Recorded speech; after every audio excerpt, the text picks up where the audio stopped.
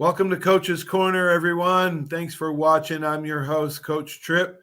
Here on Coach's Corner, we try to inspire and educate the mind to think, the heart to feel, and the body to act. Coming up on the show today, got a special guest, Vince Boothe, two-time national champ offensive lineman at Alabama. Vince, thanks for joining the show today. Hey, thanks, Paul. Appreciate you having me. Man, that's two offensive linemen at Alabama in a row on my show, man. That's a record for me. I hear you. Hey, I got to watch Jim's interview. I promise you I will not be as entertaining as Jim. He is something else, boy, I tell you. Well, my gosh, let's start from the beginning, Vince. You were born and raised in Fairhope, Alabama. And I want you to talk about your mom and dad because we have an amazing history there at Fairhope. Pirate Nation has your dad in 29, mom in the 30s, your older brother Mike and Jim in the 50s, 60s, you in the 70s, and y'all have children in the 80s, 90s, 2000s, and grands in the 2010s and 20s. Wow. Yeah, we've been fortunate. There's been someone in the Fairhope school system since the 20s. And we've covered my mother was there 30s, 40s. She graduated early 40s. Quick story on my mother. She was a cheerleader. I think they had three. And they were playing Pensacola High her senior year. Her and another one of the cheerleaders been asking the coach, could they kick off in a game? And they were beating Pensacola High so bad, he let each one of them kick off once in their cheerleading uniform. So that's when you're really humiliating the other team, when you let the cheerleaders kick. But we've got all those decades covered, and we've got four in school right now at Fairhope. Who kicked it the furthest? I have no idea. I didn't ever, once I got those details, I just kind of stopped because I couldn't believe it. That's a great story, Vince. Oh my gosh. So talk about your older brothers, because I have a little brother theory. I had three older brothers that were always beating on me. And, I was playing with bigger, faster, stronger, older kids all the time. And so it makes the little brother better at his sport. And I think a little tougher. Talk about your older brothers. Well, one of them's 8.5 years older than me. And my middle brother, who passed away a few years ago, he's 5.5 years older than me, and they beat me like a dog just about every day. I agree with you. It makes you a little tougher. And my oldest brother, Jim, he ran track in high school, very fast, extremely fast. But he had a heart murmur. And back then they decided, everybody has heart murmurs now. It's not that big a deal. You don't need to play sports. And then my middle brother, he played football a year or two and then decided he wanted to chase the girls more than football. So he went and chased the girls, but they took plenty of time to beat up on their little brother. According to my high school coach, George O'Leary, I played football and chased the girls, and probably a little too much on the girls' side. Excuse me. Talk about your high school team. You have any teammates go on and play, and how did you get recruited to Alabama? Well, actually, my high school football coach, W.C. Majors, the stadium in Fairhope is named after him. And I told my wife I was going to tell you this story, and she said I better not. And there's not a word of truth in it. So I'll just go ahead and continue this lie because I've told it for years. But my high school coach became my father-in-law. I dated his youngest daughter all the way through high school. And I've told everybody he made a deal with me. If you'll go to the University of Alabama, if you'll marry my daughter, I'll get you a scholarship to go to the University of Alabama.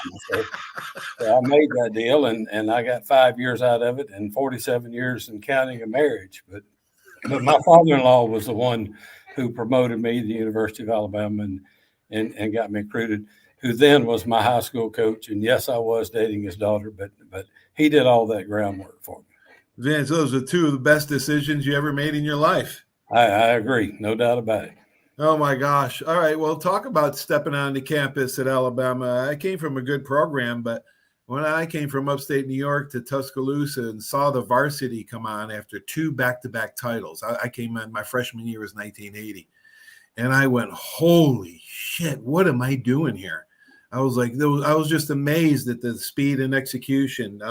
What was your welcome to the big-time college football moment when you stepped on campus? Oh, that's easy. We had a scrimmage my freshman year in the stadium, and Woodrow Lowe hit me harder than I've ever been hit before or since.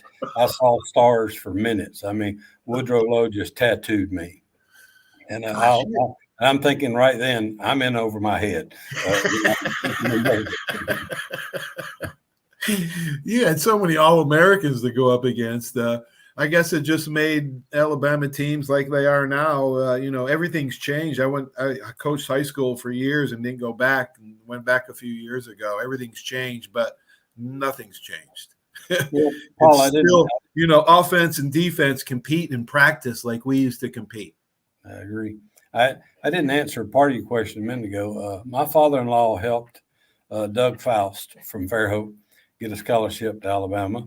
Donnie Faust, who was 2 years ahead of me, a running back, scholarship to Alabama. Rusty, who was a year behind me, got a scholarship to Alabama. And Bobby Smith, who was a year behind me, went as a walk-on. They gave him a scholarship immediately. So we had some good folks in high school that wound up at Fairhope. There's been some since. So it's been a good group coming from Fairhope going to Alabama. Was Bobby Smith the defensive back? Bobby Smith, the defensive back. That's correct. Wow. The spring DB award is named after him. Is that right? I'm not sure about that. That's might be Bobby McKinney. That's amazing. There as a walk-on, got a scholarship immediately. Wow. It only took me 4 years to get my scholarship. All right. Great memories on and off the field up at the Capstone. I mean, you won the big Ohio State win in 78, 35-6, was it? And talk about that national championship game. Talk about the Penn State game the following year, the goal line stand. Talk about some of the great moments, because it's hard to remember all the games and all the plays, but what some of the overwhelming moments that you experienced, Vince? When I got there as a freshman in 75, and then I got redshirt in 76, and then 77, I'm playing behind Bob Crider, and All-American. All-American, right? Seattle. He's still living out in Washington. And so the 77 game, we played Ohio State in the Sugar Bowl. As you said, we beat them 35-6. I think I got in 3 or 4 plays when the game was over. Coach Bryant got everybody in for a few plays. And probably my best memory from that game is after the game, David Sadler, who's passed away now, is being interviewed. And they asked him what the difference in the game was. And he said, the kicking game. And the reporter said, the kicking game, you beat them 35-6. He said, I know, we kicked their ass. That's the best comment I've ever heard. Oh, my gosh. You played with some great ones, too, next to you, Jim Bunch. And talk about how great Dwight Stevenson was.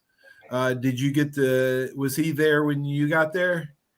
Actually, Dwight and Jim came in a year later, and Mike Brock. So, Buddy Adelette and I came in together as freshmen. We were freshman roommates. We're still best of friends. Mike Brock came as a walk-on and earned a scholarship.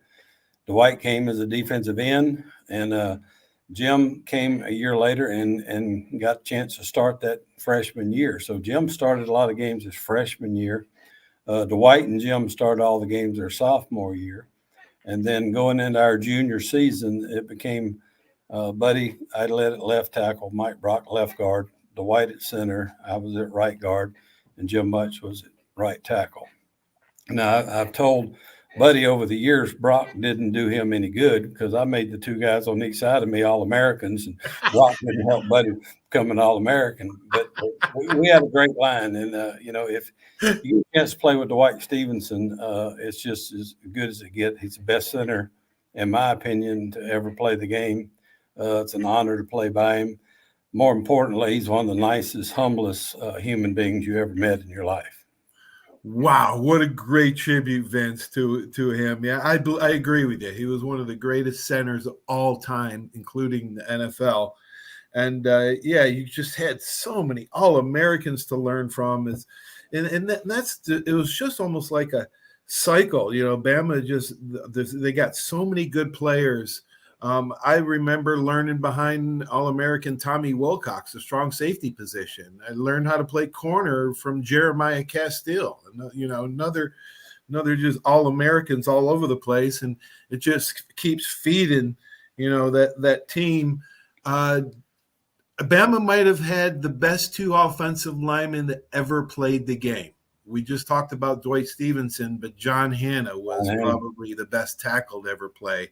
I know you didn't play with him, but did you get stories from the coaches, or did you get any? You ever talk to John? I've seen John at a few functions. His youngest brother David was a freshman when I came in together. Oh yeah, and so he was there, and Charlie was already on the team at that time. So you had John and Charlie, and then David.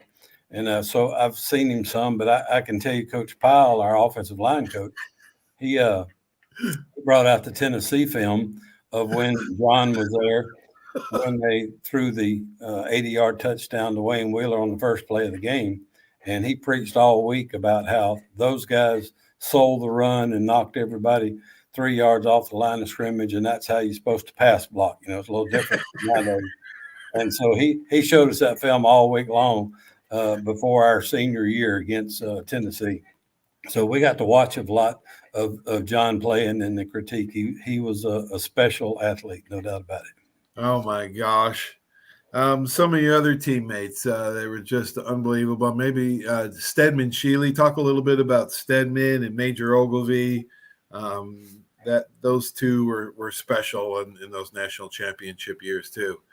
Well, Stedman came in and got hurt there his junior year, I think, had his knee surgery and then rehabbed and came back and had a great senior year and good campaign as our quarterback. And Major, undersized, maybe a little under speed, and he would outmove you, outrun you, out-hustle you, and carry you for a first down if he had to. I'd get in the huddle with Major right now. I'd probably get killed, but I'd get in there and block for him because he's going to give it his all. I was talking a little bit with Jim Bunch about this. Anywhere I ever played, high school, college, pros, wherever I played, the offensive linemen were so close, and probably the closest knit position group. And I think that has a lot to do with no headlines, and you're right next to each other on every single play where everybody else is spread out. And you guys are just on top. You have to be the smartest guys on the field. The offensive line group does. Does all that contribute to being just a tight-knit group forever? I think so. Paul, I've always had a theory. Now, I would say this does not apply to Dwight Stevenson, but I've always had a theory. To be an offensive lineman, you need to be an inch or two shorter than the defensive lineman. Mm-hmm. You need to be a few tenths of a second slower in the 40-yard dash. You need to be a little bit weaker. You need to be a lot smarter.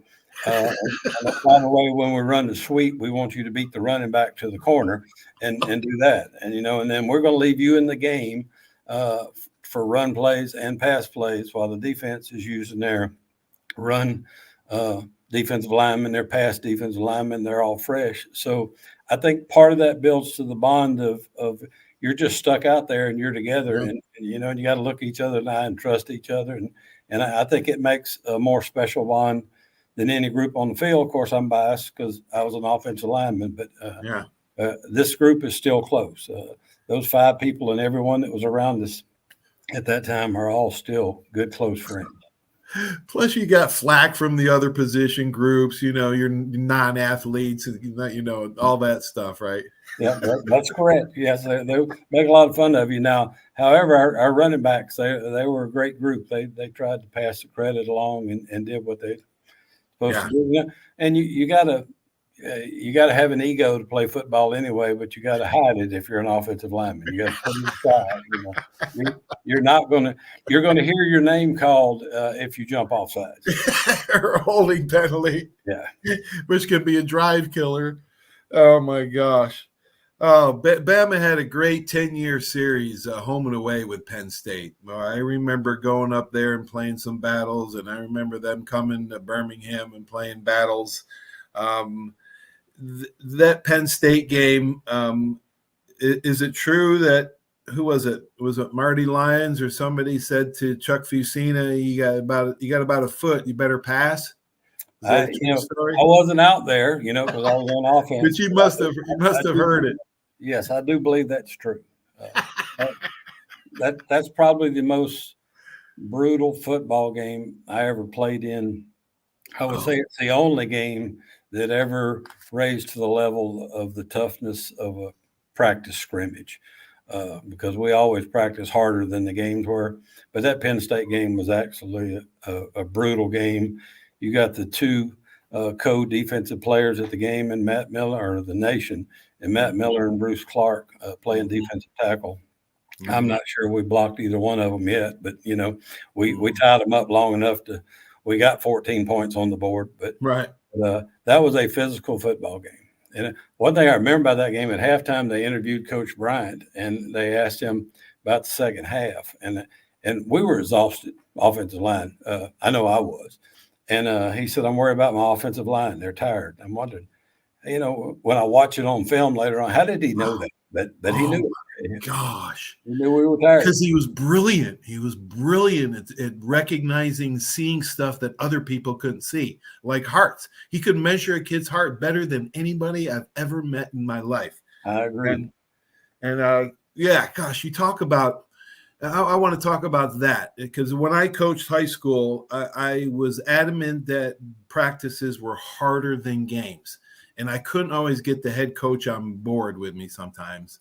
But my high school coach, George O'Leary, was a firm believer in that. And that's why we won big in high school. And Coach Bryant was a big believer in making practices harder than games. But there's still, I see that out there. You must see that. You're still active with your kids and grandkids, and you must see sometimes the high school coaches just, I don't know. It's just changed a discipline or something, but coaches don't want to take it easy. I know with the concussion and everything, they've limited contact and everything, but yeah, that was a firm staple in Coach Bryant's philosophy, is to practice hard. And that way you'll know who's going to be with you in the fourth quarter. Yeah, there's no, Coach Bryant's got that famous line, "I make my practice hard because the player's going to quit. I want him to quit practice, not a game." And he lived up to that. Trust me. He made it very hard. You were there. You understand how difficult those were. But warm-ups were, you talked to Buddy Idolette. After warm-ups at a game, we were exhausted. We had to go in and catch our breath. Warm-ups were tougher than the game, and we didn't understand it at the time. But the whole theory was everything you've done to prepare will be harder than what we're asking you to do. And, right. And so with a great outcome. Made sense. Makes sense.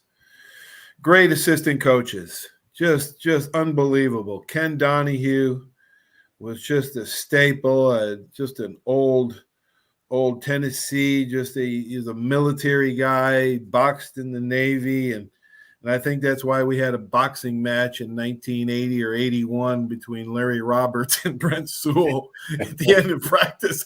Coach Bryant made him go a bunch of rounds. We didn't have another fight the rest of the year, Vince, after that one.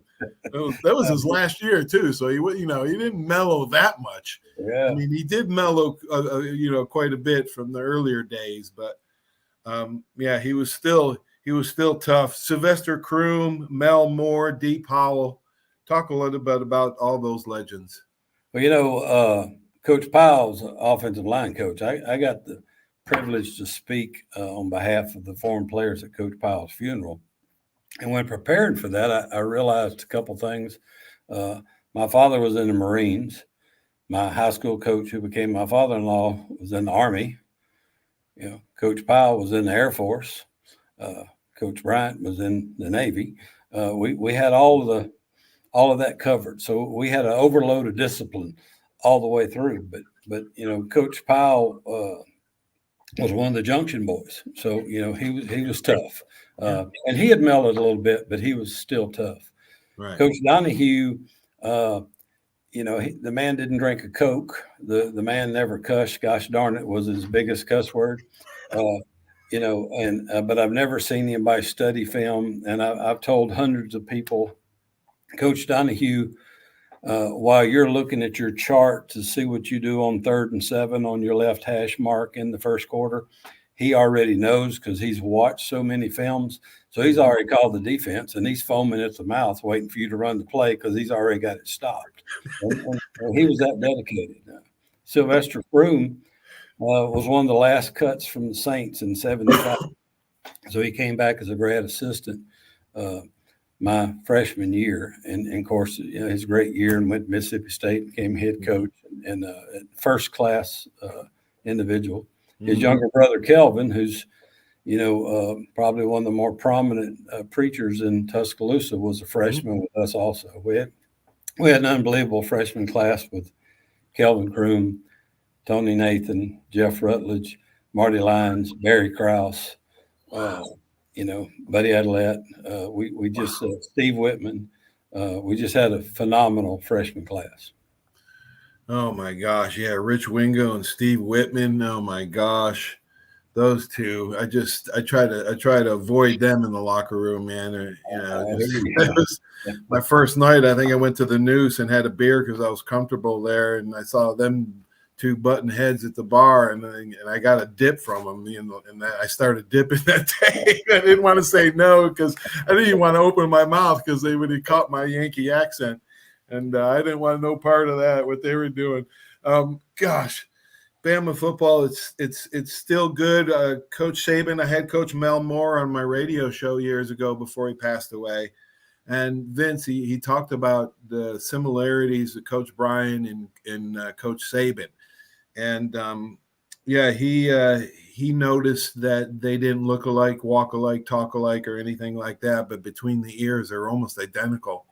I'd have to agree to some respects, but I do want to call out and want to commend you, Vince, and the courage that it took for you to speak out on the injustice being done to that by the athletic department, putting football lettermen well into their 60s into their seats of our own stadium in the end zone, the upper deck.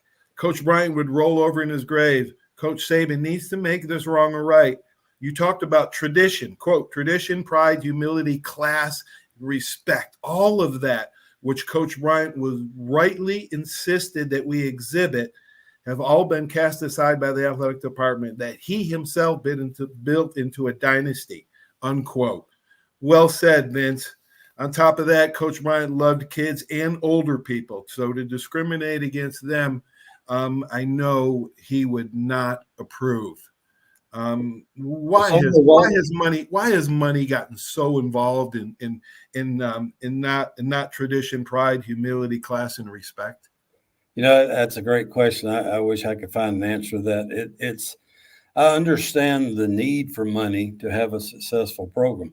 We have an abundance of money at the University of Alabama. And I think what concerns me more about where our seats are is not the issue, is they took that cutoff year and they choose how many they put in the lower bowl and how many put in the upper bowl. But when they put us in the upper bowl, they didn't put us in one section. They put us across 7 different sections in the end zone, where this year Jim and Leslie are sitting behind me, and Vince Cal and his wife are sitting next to us, and Buddy Adelette and I get our tickets together every year.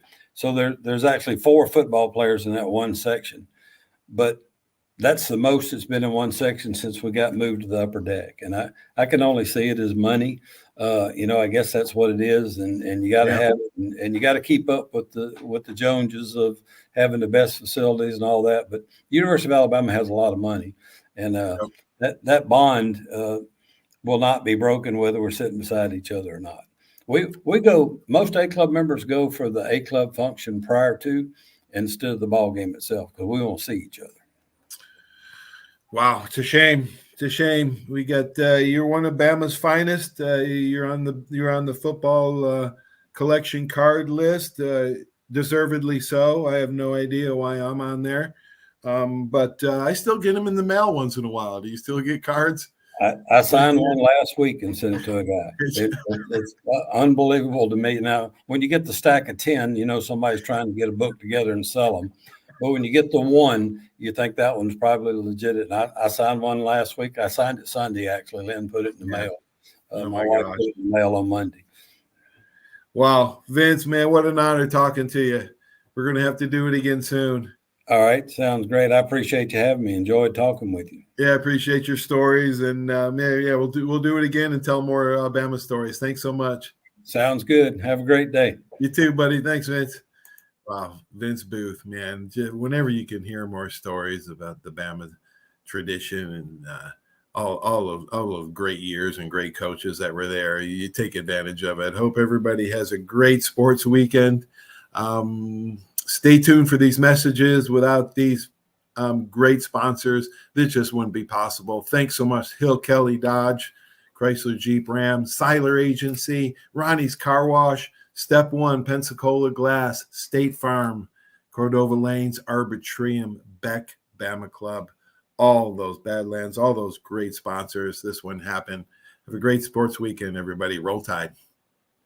There's a reason why Hill Kelly in Pensacola is the #1 selling Chrysler Dodge Jeep Ram dealer between Jacksonville and New Orleans. While other dealers have taken advantage of a competitive market with higher prices, Hill Kelly has discounted prices to the lowest of the year. And Hill Kelly in Pensacola won't surprise you with excessive charges beyond the selling price. Come see why people from Milton, Pace, Foley, Bay Minette, Daphne, Gulf Shores, Mobile, and beyond are driving to Hill Kelly in Pensacola to buy their next new Chrysler, Dodge, Jeep, or Ram. At Hill Kelly, the bottom line price and your satisfaction are what really matter. So before you sign, check the bottom line and make the trip to Hill Kelly in Pensacola to see what true local ownership can do for you. At Hill Kelly Chrysler, Dodge, Jeep, Ram, Highway 29 in Car City, Pensacola. Or shop online 24/7 at hillkellydodge.com. When it comes to bottom line pricing, nobody beats a Hill Kelly deal. Nobody.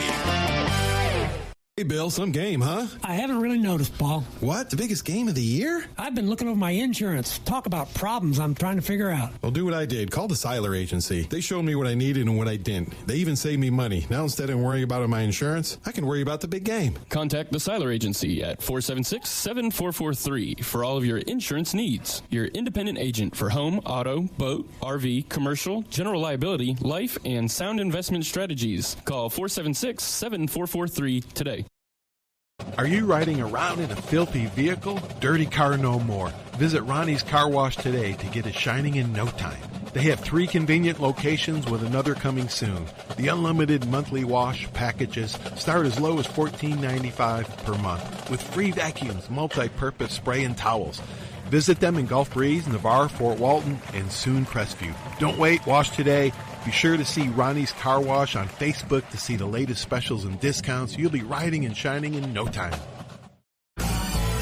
Step One works so hard to get you in the perfect car. Looking for a better car buying experience? With the Step One Advantage from Buick GMC, Fort Walton Beach, and Pensacola, receive no-hassle market-based pricing or incentives by pre-ordering. Looking to sell or trade? Our dedicated team will even come to you. Plus, every vehicle sold at Step One supports local charities right in your neighborhood. Experience the Step One Advantage at Buick GMC, Fort walton Beach, and Pensacola today.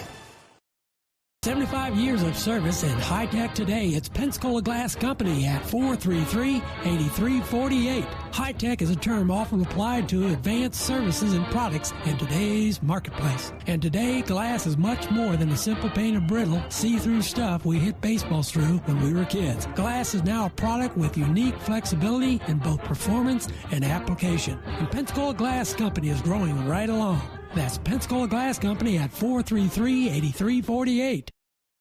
Did you know there's a place where you can get good neighbor service and surprisingly great rates on your home and auto insurance? Yep, and that place is, ta-da, State Farm. Here's the deal. State Farm agent Will Rentschler is your go-to agent in Pensacola, Florida for the service you deserve at the price that you want. So stop shopping around. State Farm agent Will Rentschler has you covered. Call 850-433-4678 for your surprisingly great rates today.